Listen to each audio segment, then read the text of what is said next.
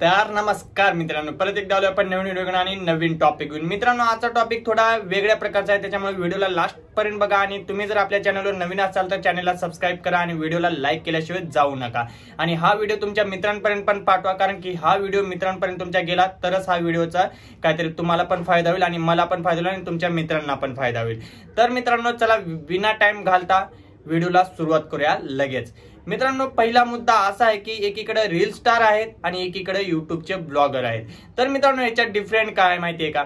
एकीकडे जे reel star आहेत ते रील स्टार झाल्यानंतर 1 लाख 2 लाख 6 लाख 7 लाख फॉलो झाल्यानंतर जेंट्स रील स्टार जे आहेत ते बुटाचे, शूजचे किंवा कपड्याचे, गारमेंटचे असे दुकानं खोलतायत। आणि एकीकडे जे लेडीज रील स्टार आहेत ते फक्त मेकअप आर्टिस्टचे दुकान खोलतात। दुकान म्हणजे मेकअप आर्टिस्टचे त्यांना ओनर बनतात आणि मेकअप आर्टिस्ट शिकवायला देतात। स्वतःचा मेकअप दुसऱ्याकडून करणार आणि इथं मेकअप आर्टिस्ट बनायचं, मॅडम बनायचं आणि तिथं जाऊन शिकवायचं लोकांना। आणि रील स्टारचा फायदा हे होईल आलाय त्यांचा की रीलला व्ह्यू येऊ लागल्या त्यांच्या आणि पब्लिक मध्ये ते रील चालले आणि त्याच्यामुळे त्यांच्या क्लासमध्ये अनेक जण येऊन शिकतात मेकअप शिकतात। मला ह्या गोष्टीचा प्रॉब्लेम नाही मित्रांनो, प्रॉब्लेम ह्या गोष्टीचा आहे की अलीकडे का नाही 100% बायापैकी 90% बाया आजकाल सगळ्या मेकअप आर्टिस्ट झाल्यात आणि सगळ्या घरगुती मेकअप डायरेक्ट घराच्या समोर बोर्ड ब्युटी पार्लर म्हणून आहे। पहिले एक शिवण क्लासचं राहायचं, आता डायरेक्ट घरावर ब्युटी पार्लर प्लस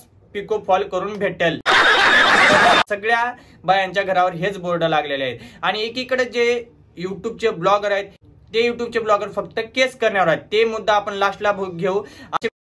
मित्रांनो, आजकाल सगळ्याच्या घरासमोर मेकअप झाले, त्याच्यामुळे मेकअपचा काही व्हॅल्यूच राहिला नाही। आणि मित्रांनो, काही काळा पहिलं मेकअप आर्टिस्टला शोधावं लागत असतं, ब्युटी पार्लर कुठं आहे म्हणून शोधावं लागत असतं। आता काहीच गरज नाही ब्युटी पार्लर कुठं आहे म्हणून शोधायची। आता फक्त एक घर सोडून पलीकडे बघितलं, डायरेक्ट ब्युटी पार्लर, इथे ब्युटी पार्लर, इथे आयब्रो करून मिळतील, इथे पिको फॉल करून मिळेल असं लिहिलेलं दिसतंय। तर आजकाल काही शोधायची गरज राहिली नाही। एकदम काळ्या भोर बाईला देखील त्यानं गोरपान बनवून पोरांच्या जीवनाला धोका करून ठेवल्यात या मेकअप वाल्यांनी।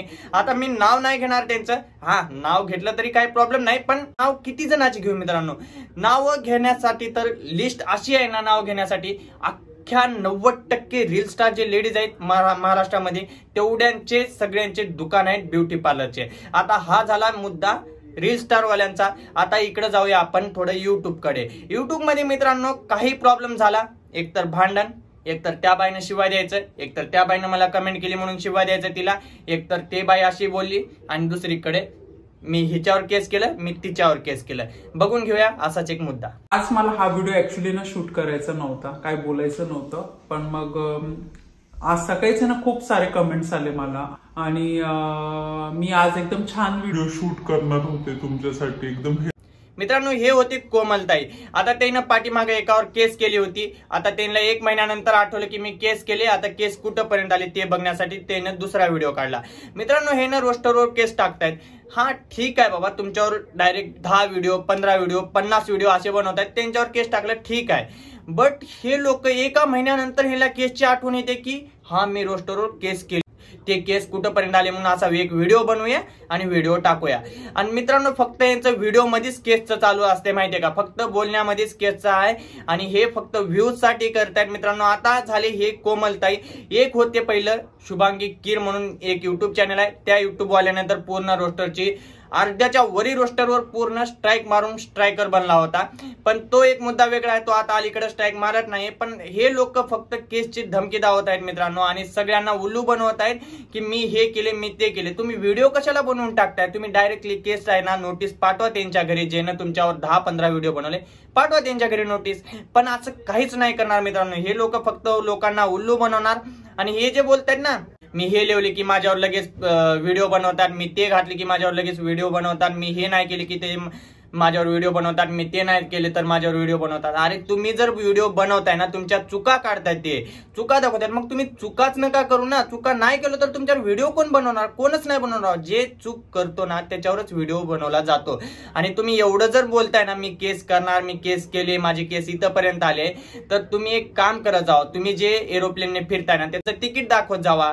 पण असं काहीच नाही मित्रांनो, हे फक्त आणि फक्त युट्यूबवर येऊन असं दाखवणार की मी हे केले, मी ते केले। मी करते असं काहीच नाही. मी हे बघा माझ्याकडे सबूत आहे असं काहीच नाही. आणि ह्यांना जर कोण सबूत बोललं तर हे सरळ बोलतात, मी तुम्हाला सबूत का दाखवू? मग तुमच्यावर चुका आहेत तर चुका दाखवून देणारच ना ते लोक.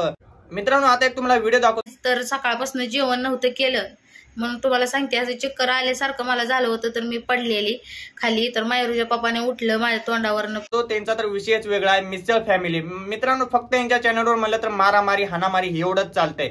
लाईव्ह मध्ये डोकं फोडणं, हे करणं ते करणं यांचं किती पट बरोबर आहे मित्रांनो. लाईव्ह येऊन कशाला भांडणं करायचं? तुमचे भांडणं आहेत ना तर घरात मारा ना, घरात मारा, काय करायचंय करा, आम्हाला काय घेणं देणं आहे. तुम्ही लाईव्हला येऊन का दाखवताय? ह्यांचा एक मुद्दा आहे मित्रांनो, भांडणं करायचं तर लाईव्हला येऊन का? कारण की व्ह्यूज भेटणार लाईव्हला. जर असेच जर भांडणं तुम्ही लाईव्हला दाखवताय, तुम्ही तुमच्या बायकोला मारताय, तुम्ही भांडणं करून दाखवताय, मग हे लाईव्हला येऊन सगळेच करणार ना. आजकाल फेमस होण्यासाठी तर कोणी काहीही करते मित्रांनो. ह्यांचा एक मुद्दा वेगळाच आहे माहिती आहे का, भांडणं करायचं फेमस व्हायचं. मग ह्यांचं बघून बाकीचे लोक पण युट्यूब चॅनल खोलतील आणि बाकीचे पण हाणामारीचे व्हिडिओ काढतील आणि त्याच्यानंतर त्यांना पण व्ह्यू भेटतील. मग असं करून सगळ्यांच्या फॅमिलीमध्ये मारायला शिकवताय का? नवरा जा आणि मार आणि व्हिडिओ काढ आणि लाईव्हला ये किंवा युट्यूबवर व्हिडिओ टाक, म्हणजे व्ह्यू येतील, पैसे येतील. जर मित्रांनो असं चाललं तर युट्यूबवर पूर्ण हाणामारीचे व्हिडिओ येतील आणि युट्यूबवाल्यांना टॅग करा आणि अशा चॅनलला रिपोर्ट करायला विसरू नका मित्रांनो. तर मित्रांनो व्हिडिओ कसा वाटला ते कमेंट मध्ये नक्की सांगायला विसरू नका आणि नेक्स्ट व्हिडिओ कुणावर बनवू ते पण तुम्ही सांगा.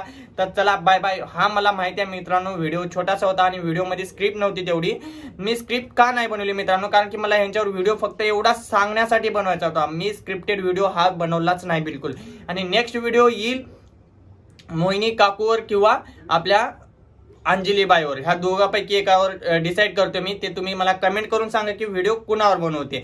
सगळ्यात जास्त कमेंट ज्यांच्या नावाचे येतील मी त्यांच्यावरच व्हिडिओ बनवायला सुरुवात करा. तर चला बाय बाय.